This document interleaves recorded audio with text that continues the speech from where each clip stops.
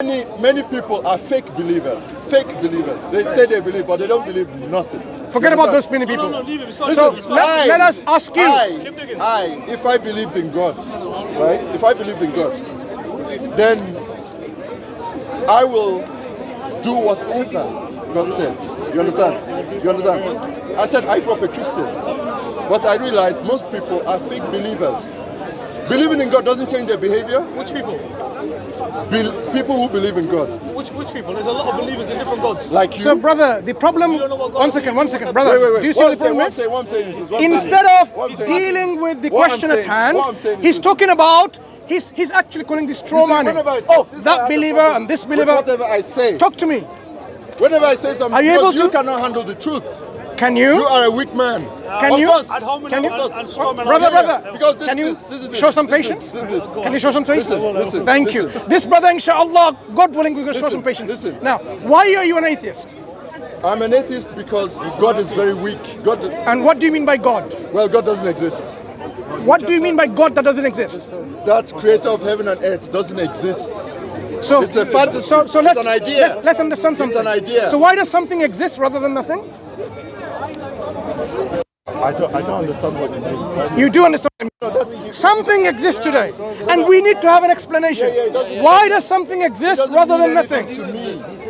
Remember, you don't believe in the creator of the heavens and the earth, so I'm going to ask you this question. Even that statement, heavens and earth. Why do the universe exist?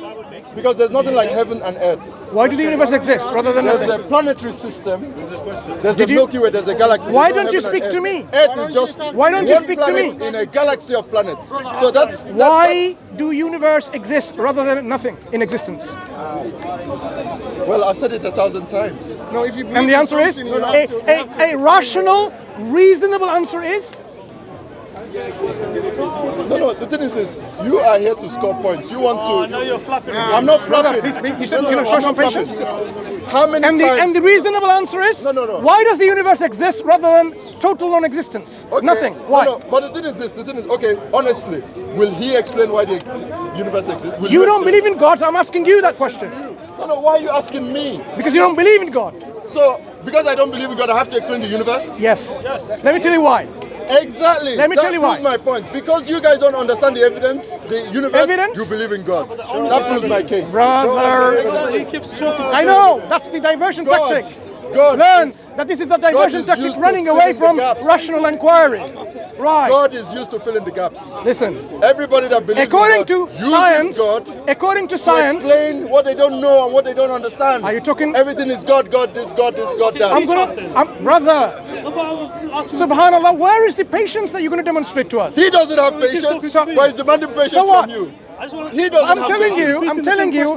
No, don't repeat. That's what I'm saying. So that he doesn't get away from the hook. So now, according to our scientific methodology, we see existence of matter and space. But that doesn't explain the existence of God. I haven't finished my question yet. Listen. Why is there matter and space in existence? Who knows? So that is your reasonable answer? I am man enough to say I don't know. What if I told you I know? But this guy, I can tell you, he will say God created all those what if I told you? That's such an easy answer. Do you want to know? Yes, from you, yes. Okay, so how would you know the answer is correct or not? What robust criteria have you set up to ascertain and understand and assess the evidence that I'm going to give you? First of all, you talk too much. Ascertain, robust, this. Just explain the thing. What's all the... Okay, let me tell you in simple words then, because you understand simple language? Yes, simple. Right. If I were to tell you why something exists, how would you understand that what I'm saying is correct? If it makes sense. Makes sense, good. So how do you determine what makes sense or not? What criteria do you use? As long as it's not bullshit, it makes sense. No, what is bullshit and what is not? How do you determine something is and something isn't making sense? Okay, let me tell you. Criteria. Let me tell you. What I hate in people is when they say it is written in the Quran.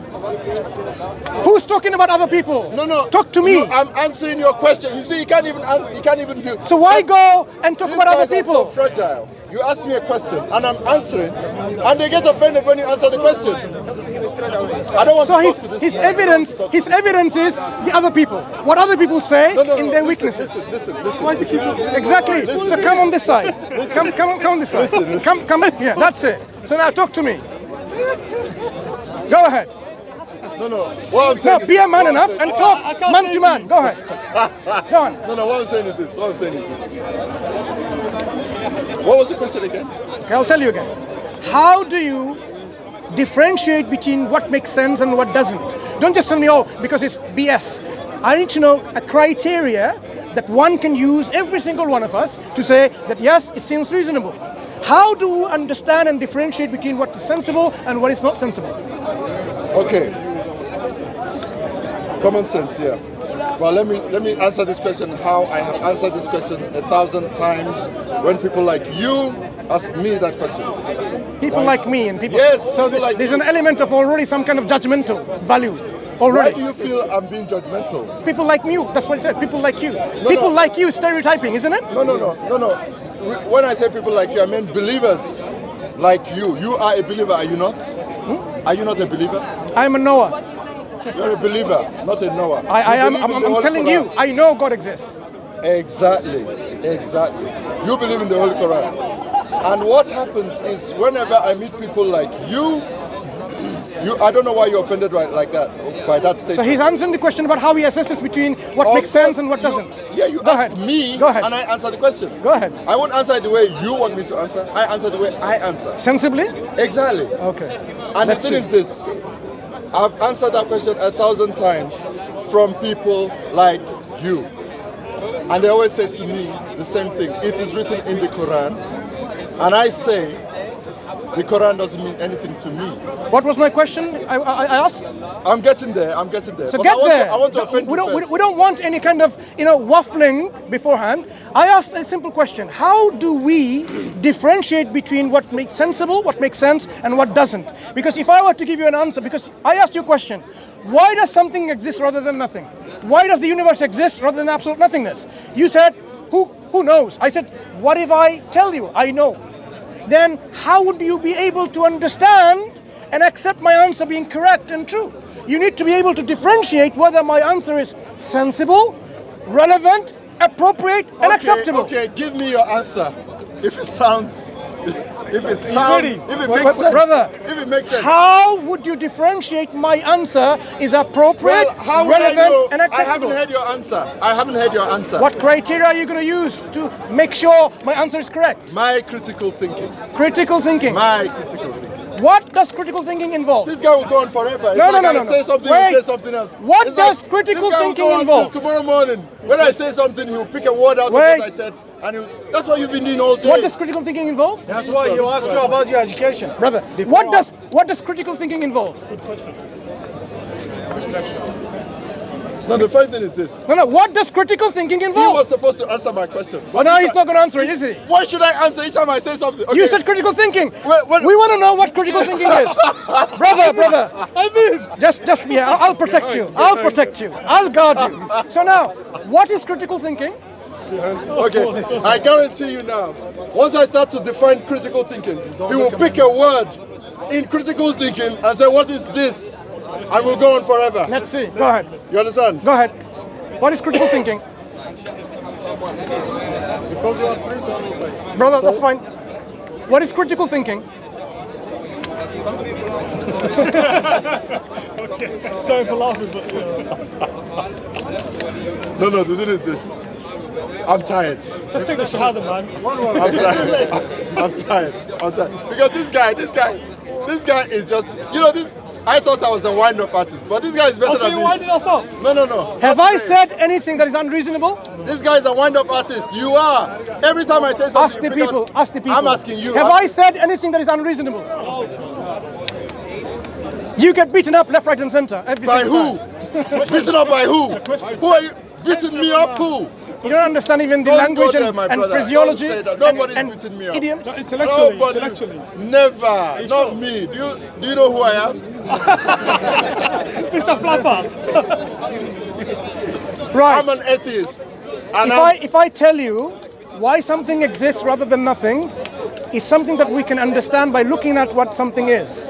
Because if something exists now, if something exists today, there cannot be a time in the distant past where there was absolute nothingness, because absolute nothingness has no energy, no potential, no quanta, no fluctuation, no hadrons, leptons and gluons. I'm sure you know some of these things if you you're good, very good. So because of absence of everything means something that exists today could not come from nothingness. That means there has to be always something. Something has to exist always. Now here we have to now understand what that is then. If something exists always, there is no beginning of that something. Correct, That means that something that made our universe is self-aware, possessor of energy. No. Let me finish. Possessor of energy and will and knowledge. Because if that something that existed always didn't will and bring this universe through his power into existence, it will never happen. Just give you an example. Imagine you want to make tea at home, right? Tea. If you don't will to make tea, your teacup, your water, the milk and the tea and the sugar, they're not going to assemble by themselves, would they? They will remain in their places. When you will to happen, you open your fridge, bring the milk out. You turn the knob of your cooker, the heater goes on, it ignites, and now you have fire. Put the kettle on. But before that, get some water from the sink, turn the tap, the water comes in. All of this assembly is required before tea is made. This universe, which is so organized in its incredible precision, harmony, and complexity, tells us that there is someone who has assembled all of this by will and by knowledge and by power. This evidentially then is a proof that there is a creator of our universe who is always there. And this creator, by necessity, have to be absolute, because no one brought this creator into existence.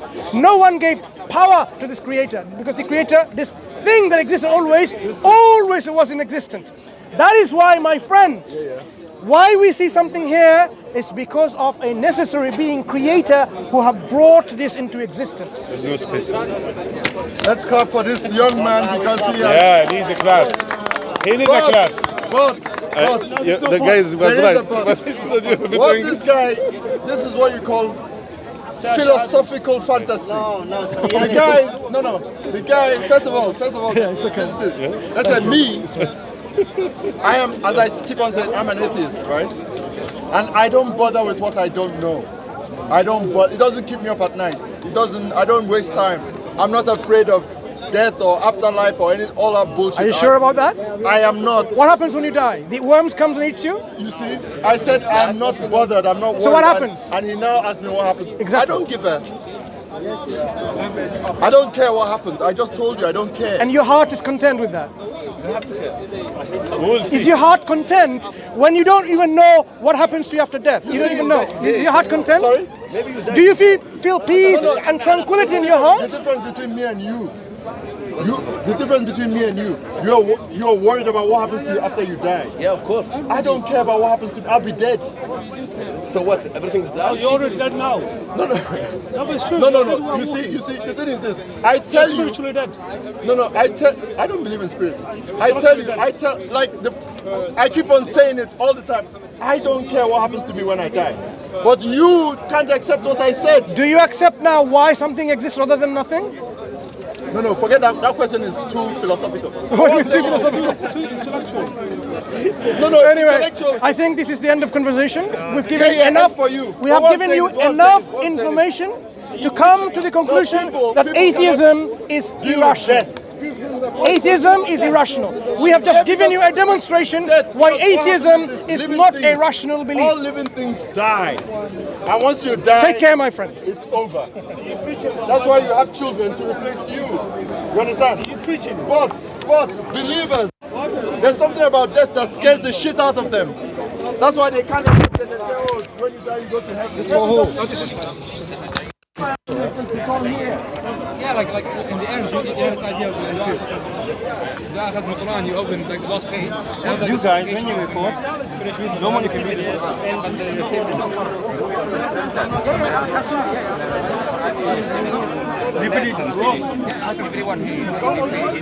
Yes. No one has said that. Thank you. This is your one. Including the Quran. Alright. You guys need to be around your cameras, actually.